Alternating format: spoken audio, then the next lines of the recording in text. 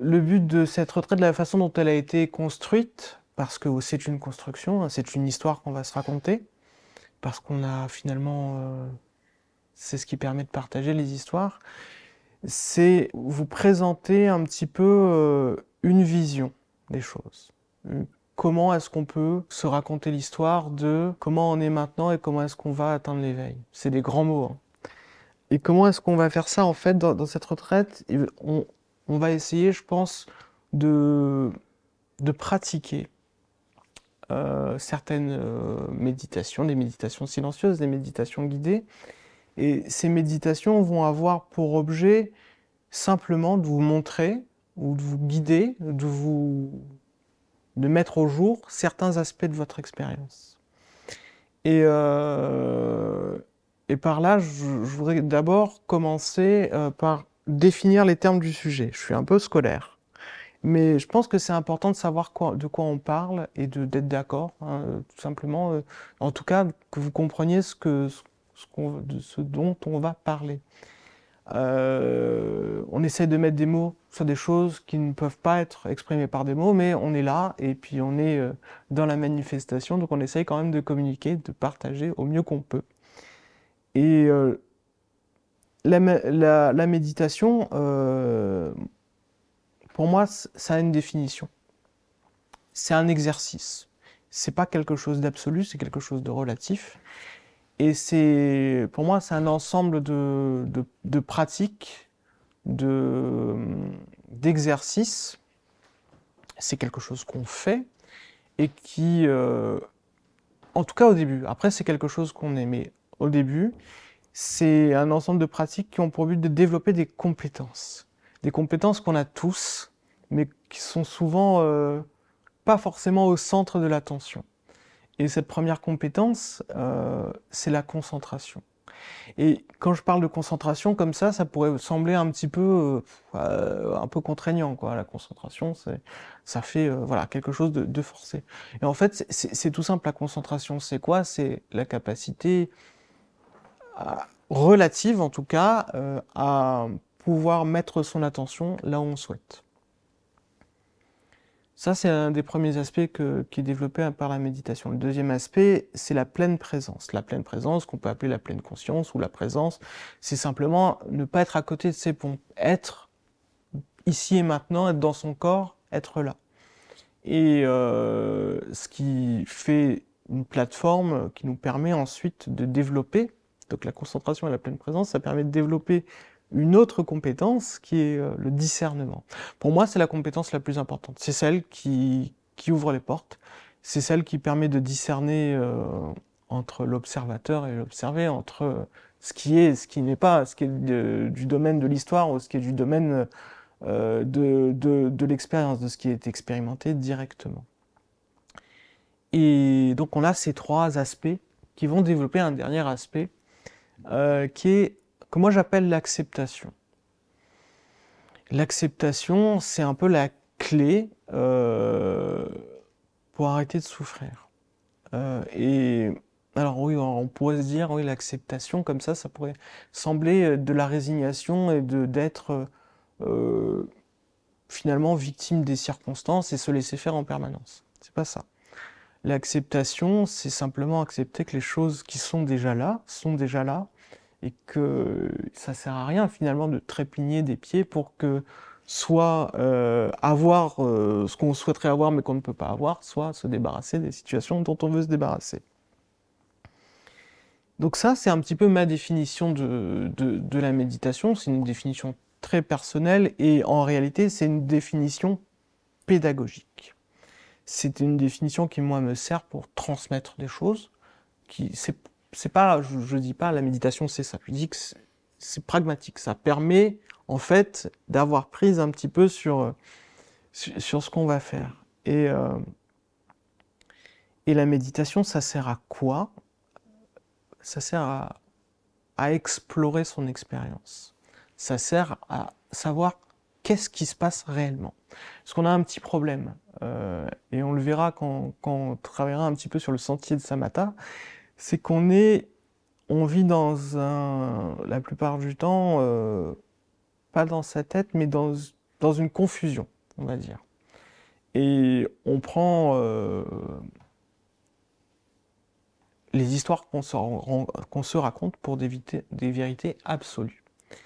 Et la méditation, ça va servir à explorer son expérience pour apaiser le mental, ce qui va nous permettre d'observer son expérience et de savoir ce qui se passe ici et maintenant.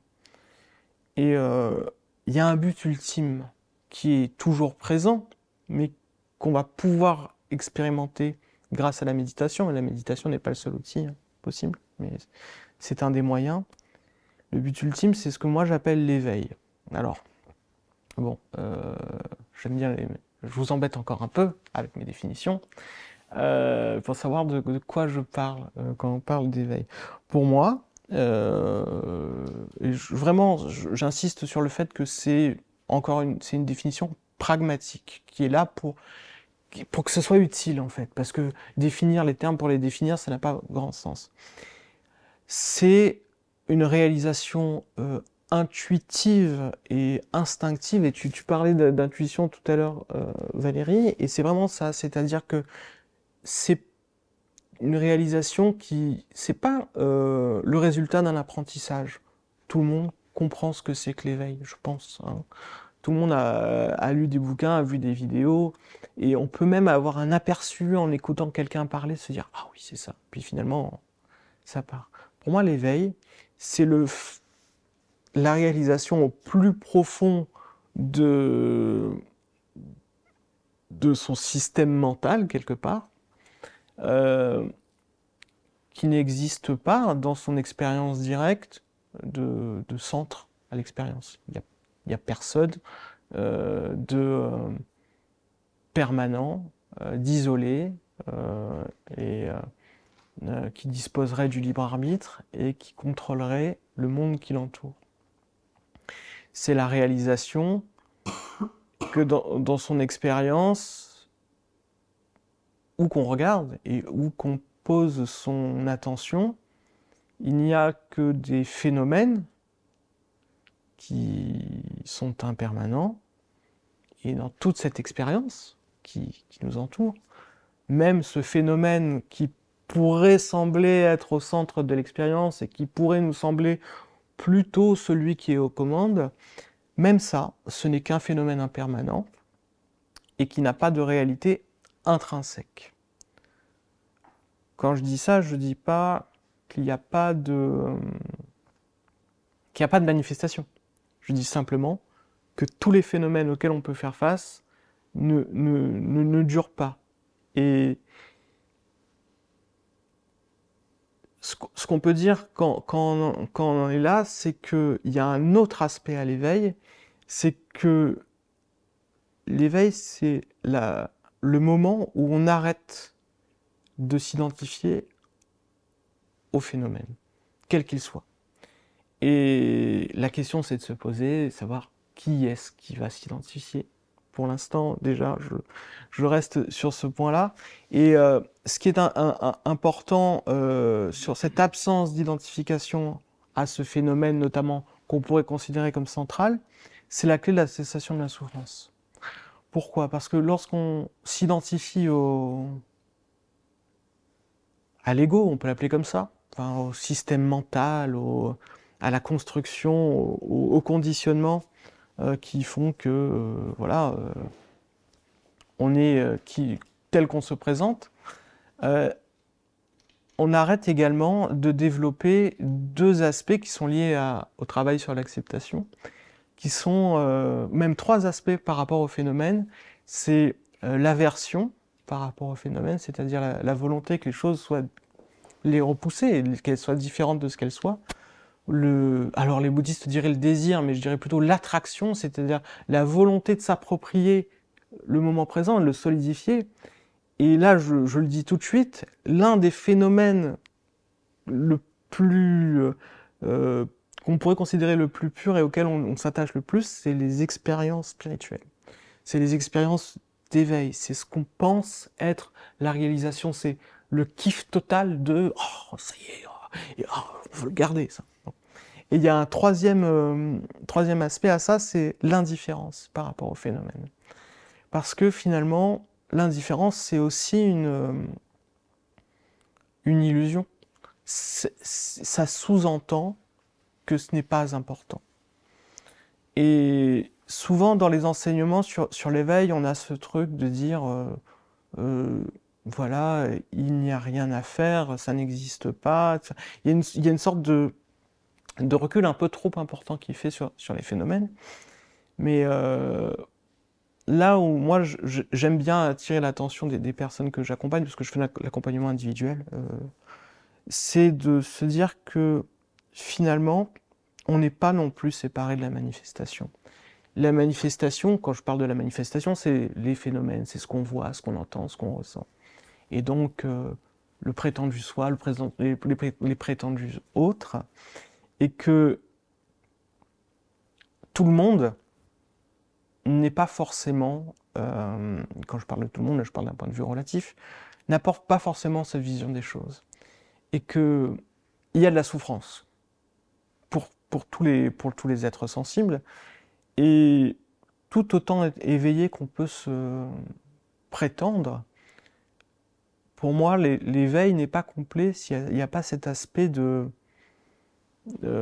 dirais, oui, d'amour et de compassion qui est le résultat, en fait, de la reconnaissance de la réalité on va dire, de l'esprit, pour parler à la tibétaine, c'est-à-dire la non-dualité.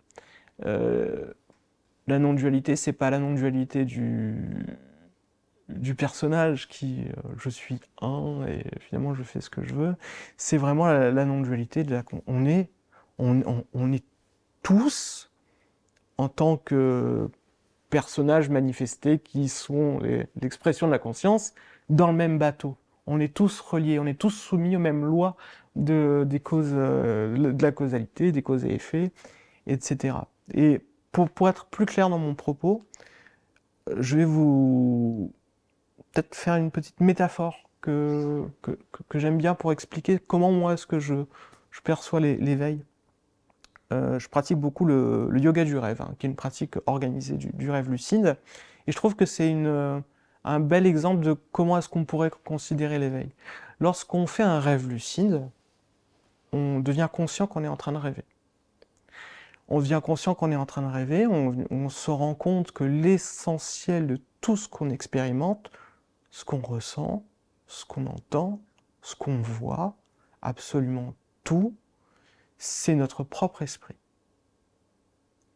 Cet esprit n'est pas localisé. Il apparaît Il apparaît. Il n'a pas de limite.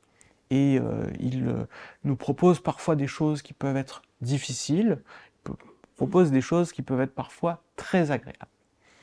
Et lorsque donc on réalise qu'on est en train de rêver, le rêve ne va pas forcément s'arrêter, il continue, et on continue à fonctionner dans le rêve, et on peut même interagir avec d'autres aspects de son rêve, donc les autres personnages du rêve, dont on sait finalement qu'ils sont fait de la même substance que le personnage qu'on incarne, et avec qui on peut communiquer, avec qui on peut demander des informations qu'en tant que personnage du rêve, on n'a pas, et pourtant on sait qu'on est toute la manifestation. Et donc, dans le rêve lucide, on continue à agir de façon éthique, normale, puisque finalement, un rêve lucide dans lequel on va commencer à faire n'importe quoi va très vite devenir un cauchemar. Et que tant que le personnage du rêve il est présent, et même s'il n'est pas identifié, et même s'il sait qu'il est en train de rêver, il sera quand même soumis à la manifestation, aux règles, voilà.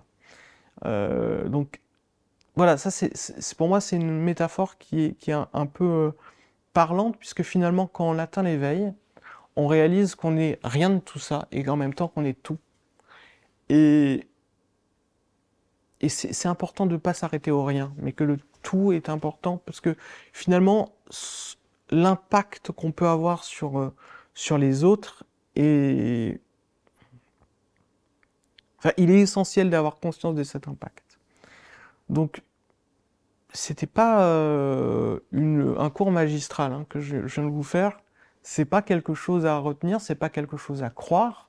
L'éveil, c'est pas C'est pas un truc à se dire, ah ouais, d'accord, donc il faut que j'essaye de me comporter comme... non. On peut avoir quelque chose une grâce qui nous a... Il y a des grands maîtres qui ont eu des moments de grâce. Ce qui est plus probable, c'est finalement que ce soit un peu... Tout ça soit un peu difficile à réaliser au départ. Et c'est pour ça que je pense, et c'est une opinion très personnelle, hein, voilà, que la pratique de la méditation est un bon outil pour pouvoir justement observer les caractéristiques de son expérience et pour pouvoir avoir certaines réalisations. Mais les réalisations, elles ne vont pas venir parce qu'on veut les avoir. Elles vont venir parce qu'on va vraiment tenter d'observer son expérience telle qu'elle se présente. Et la pratique, elle n'est pas là pour nous donner l'éveil. Parce que l'éveil, c'est un accident. C'est un accident qui finalement ne se produira que quand on ne sera plus accroché aux histoires qu'on veut bien se raconter. Et là, ce que je vous raconte, c'est une histoire également. Donc c'est pour ça que au cours de cette retraite, je vais vous proposer, et Olivier également va vous proposer, soit des expériences guidées ou des méditations guidées ou des méditations silencieuses qui vont simplement avoir pour objet et pour effet, on l'espère, de déboulonner un petit peu les croyances qu'on peut avoir et de surtout observer ce qui est caché. Surtout quand on est sur une voie spirituelle, on peut rester bloqué à des périodes. Ça m'est arrivé. Hein. Je suis bien, quand même, bien réalisé mon petit éveil, là, tranquille. Et puis finalement, on n'observe plus puisqu'on se dit c'est bien, là je suis bien, donc surtout j'arrête d'observer. Hein. Là on arrête tout, on est bien, c'est bien. Et puis finalement, la vie nous rappelle que finalement c'est elle qui commande. Et donc voilà, c'est vraiment un ensemble de pratiques qui sont là vraiment pour discerner et puis pour se calmer aussi. C'est pas des pratiques qui vont apporter quelque chose puisque l'éveil il est en fait déjà là, mais on ne le voit pas. Et ça peut être très simple, ça peut être un claquement de doigts, comme ça peut être plus compliqué, parce que on a tous des conditionnements différents. Et je voudrais déjà répondre à une question que vous allez peut-être pas me poser, mais parce que on m'a beaucoup fait la remarque. Oui, mais la pratique, est-ce que ça renforce pas l'ego? Ça pourrait, si l'ego existait, si c'était une réalité solide, mais finalement l'ego, il fait aussi partie de cette histoire. Et puis finalement, vu qu'on va observer des choses, vu qu'on va investiguer notre expérience, pour investiguer quelque chose, il faut qu'on ait un objet à investiguer. Si on peut le réveiller un petit peu, cet ego, c'est pas mal finalement. Parce que parfois, il peut se réfugier, il peut se cacher derrière des... Et je vous parle de mon expérience, hein. Derrière des postures qu'on peut prendre. Et se dire, non, moi, attends, l'ego, ça fait longtemps que... Et puis, non, finalement, il réapparaît. Donc c'est toujours on retrouve un ami qu'on pensait avoir oublié, et là, on peut l'observer et lui dire, je vais te regarder un petit peu, et puis je vais pas essayer de me débarrasser de toi, mais je vais t'observer un petit peu. Donc voilà pour la théorie. Et maintenant, je vais vous proposer quelque chose pour le reste de la retraite. C'est d'essayer, tout le long de la retraite, c'est très bête, hein, c'est très basique, d'essayer de rester présent. Alors vous me dire, bon là, oui, on est présent. Mais justement, c'est de poser cette intention, de se dire, on va essayer de rester vraiment présent ici et maintenant. Et alors, qu'est-ce que ça veut dire? C'est simplement d'essayer de ne pas se perdre en bavardage mental et en essayant de ne pas se perdre non plus en oui, mais alors là, c'est pas bien ce que je fais, ou simplement d'expérimenter vraiment ce qui se passe. Quelles sont mes pensées, quelles sont mes sensations, quels sont mes ressentis. Et simplement poser cette intention, ça va changer la qualité de l'expérience. Et traditionnellement, dans les retraites bouddhistes, on propose ce qu'on appelle le noble silence. Le noble silence, c'est simplement arrêter de parler. Je ne suis pas sûr que ce soit tout à fait adapté à la situation. C'est plutôt adapté à des retraites longues, où vraiment on essaye vraiment de rentrer dans un état où la concentration est très forte. Par contre, ce que je vous propose, c'est simplement c'est un exercice, hein, avant de prendre la parole, d'observer cette intention, d'observer l'impulsion et d'observer qu'est-ce qu'il y a derrière ça. Simplement, prenez la parole, mais juste observez ça.